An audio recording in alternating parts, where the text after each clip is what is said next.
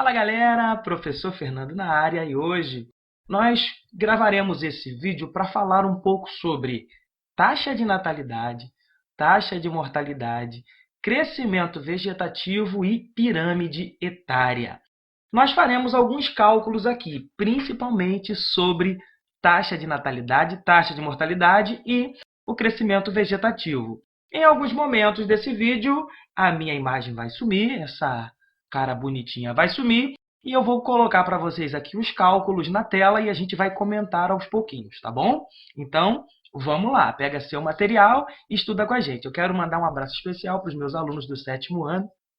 O tio está com saudade. Se vocês quiserem, abram um livro aí, na página 120, porque eu vou usar os exemplos daí, ok? Vamos lá. Cálculo de taxa de natalidade.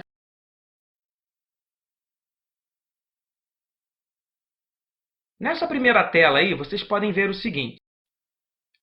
Taxa de natalidade é obtida através do número de nascimentos em um ano, dividida pela população total de uma região. Depois que eu obter esse resultado, eu multiplico por 1000. Então, vamos lá. Numa cidade hipotética aqui, com 100.000 habitantes, que é a população total, nasceram 4.300 crianças. Então, eu vou dividir 4.300 por 100.000. Meu resultado vai ser 0,043. Nessa outra tela, a gente consegue perceber o seguinte. A taxa de natalidade, então, é 0,043 vezes 1000. Olha o meu resultado, 43 por 1000. Ou seja, para cada 1000 habitantes, 43 crianças nasceram. Certo? Essa é a média. Essa é, na verdade, a minha taxa de natalidade. No cálculo de taxa de mortalidade, pessoal, no cálculo de taxa de mortalidade, o esquema é bem parecido. A gente vai fazer praticamente a mesma coisa. Olha aí, confere aí.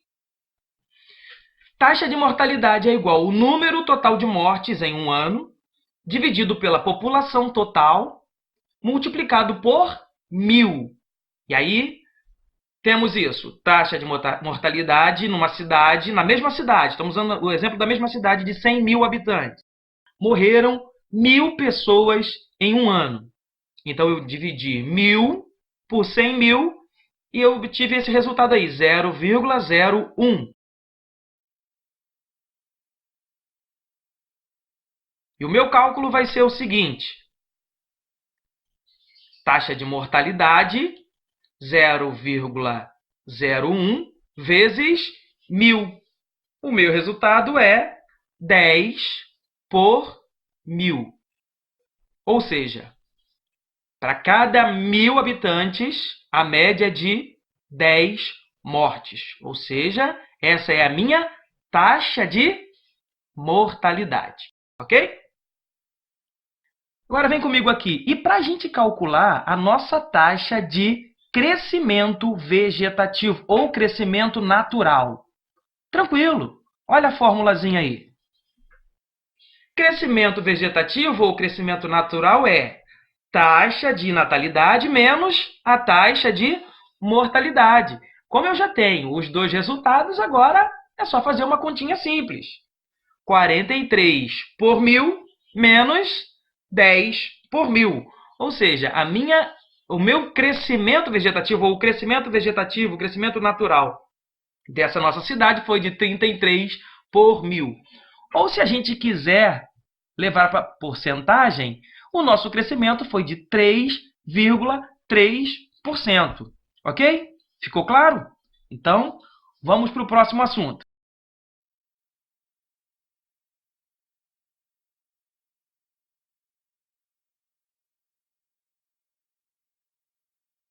Nós vamos falar agora sobre as pirâmides etárias. O que significa isso? Pirâmide etária, gente, é um gráfico que distribui duas informações importantes. Você tem aí nesse gráfico, dá uma olhada, nessa pirâmide etária que eu estou colocando para vocês. De um lado você tem o gênero, masculino, feminino, E você também tem as informações das idades, ou seja, a população total de um país pode ser representada num gráfico como esse. Esse gráfico ele está dividido em 3 grandes partes. Observe aí, ó. A primeira grande parte, que é o topo, a gente também pode chamar de ápice. Eu prefiro chamar de topo. É a parte superior que representa toda a população idosa, todos aqueles acima de 60 anos. Ou seja, quem tem mais de 60 anos é considerado idoso. Eles ficam nessa faixa aqui do topo. No meio, a gente vai chamar de corpo. E essa parte é a parte intermediária e representa a população adulta, que vai de 20 a 59 anos. E a base é essa parte inferior, que representa a população jovem, que vai de 0 a 19 anos. Em qual dessas faixas aí você está? Eu já estou na parte do meio, estou indo para a parte do topo. Vocês ainda estão na base, né? De 0 a 19 anos. A maior parte de vocês aí. Agora, o que a gente pode fazer em relação a esse gráfico? O que esse gráfico diz para a gente, essa chamada pirâmide etária? Muitas coisas a gente pode observar. Na verdade, a gente pode analisar a saúde, digamos assim, da população a partir desse gráfico.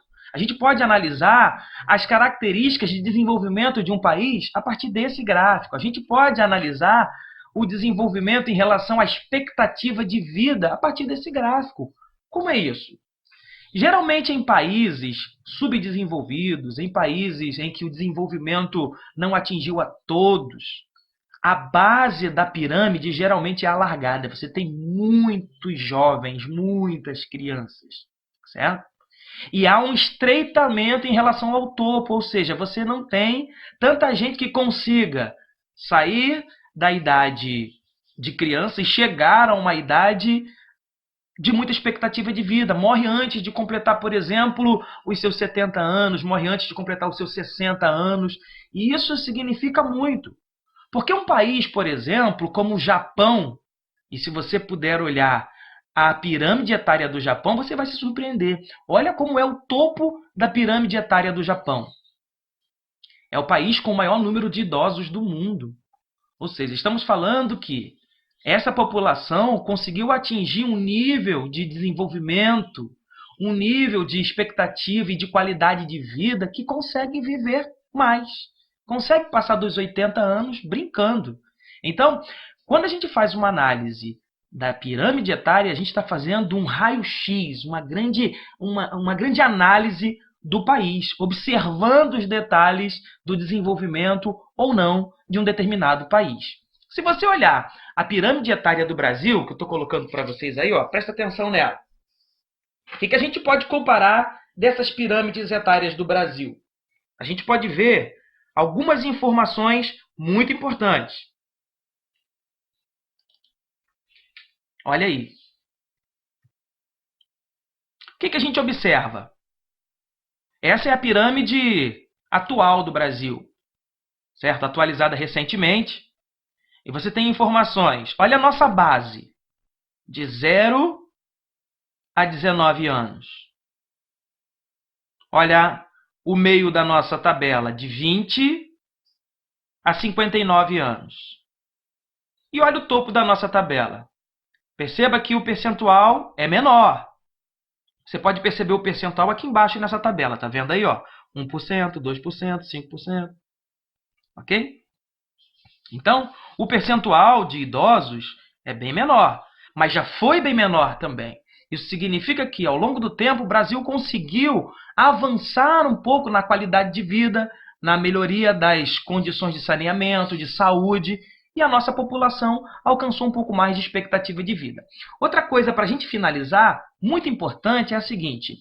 Quando um governo tem acesso a esse tipo de informação, ele consegue planejar políticas públicas para os determinados grupos. Por exemplo, um país que tem muitos jovens, muitas crianças, enfim, ele tem que investir nessa base. Ele tem que investir em educação, ele tem que investir em lazer, ele tem que investir em cultura. Se o país tem uma massa muito grande de adultos, ele tem que fazer de tudo para investir em qualificação de mão de obra, porque é nessa faixa aqui que a gente acaba trabalhando mais. Imagina, é a faixa dos 20 aos 59 anos que é o auge, digamos assim, da nossa força de trabalho. Ok? E se um país tem um número muito grande de pessoas idosas, o que esse país vai fazer? Vai investir em parquinho? Vai investir em... Não, vai investir em questões de saúde, em questões de seguridade social, em a questão da aposentadoria. Tudo isso é dado importante para que um país possa organizar a sua população e a distribuição das políticas públicas. Ok, gente? Até a próxima e um forte abraço!